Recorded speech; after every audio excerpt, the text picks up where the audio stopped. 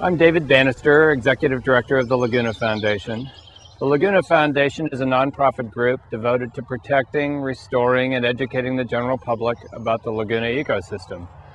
We have 5 employees and 3 departments. Those departments are our Restoration Department, our Education Department, and our Conservation Science Department. Our Conservation Science Department conducts various scientific studies in the ecosystem that those studies then inform both policymakers and also our other departments about ways that we can do our job better. So we study vernal pool ecosystems, we do bird counts and other studies.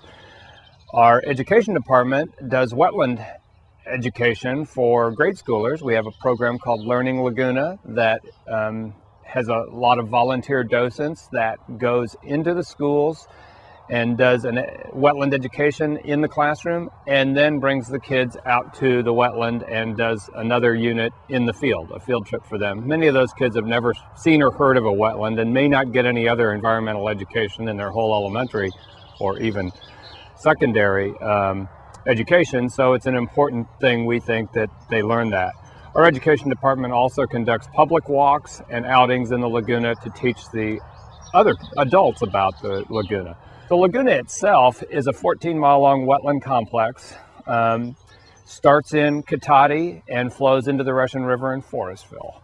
It is made up of a web of different ecosystems. There is the perennial stream that flows all year through the area. That is fed by creeks that flow all the way down from the Mayakama Mountains. The watershed is a 250 square mile watershed, starts at the top of the Mayakama Mountains, and all those creeks, Santa Rosa Creek, Copeland Creek, Mark West Creek, they all drain their waters into the Laguna itself. During the winter, then the Laguna floods, and we'll have many different types of ecosystems that form. We'll have lake-style open water areas. We'll have vernal pools that are only there for several months a year that fill up with water and have unique plants and animals that live only in those pools. We will have flood protection, because when it fills up that way, I've heard that it holds as much water as Lake Mendocino. That's a tremendous ecosystem service, if you will, that provides flood protection to the residents of Guerneville and other places downstream that might otherwise flood. And when they do flood, they would flood much more if the Laguna wasn't holding all that water. So when you see that, when it's in its flood stages especially, it's also home to migrating birds. It's a stopover on the Pacific Flyway, and there's been 200 bird species counted there in the Laguna ecosystem. When we moved into this house, I started a bird list for what we could see right from the house, and we're up to 40 species on that list. So there's a lot of wildlife around here, and that's one of the reasons the foundation exists, is to protect that wildlife, restore its habitat so that there can be even more. The Laguna is a tremendous resource for people that care about nature. The bird watchers are going to go out and see those 200 species of birds. We see them kayaking or walking in the area. Sebastopol is the only place, one of the only places right now where you can actually access the ecosystem to actually go for a walk. There's a Sebastopol Wetlands Park behind the community center in Sebastopol. And so Sebastopol residents can go for walks on those trails and see river otters and other birds out there on the Laguna itself, because it's one of the few places that you can get there. And it's right outside Sebastopol's back door, basically. There is a trail that's going to be built this year that will allow increased public access to the Laguna between Occidental Road and Highway 12.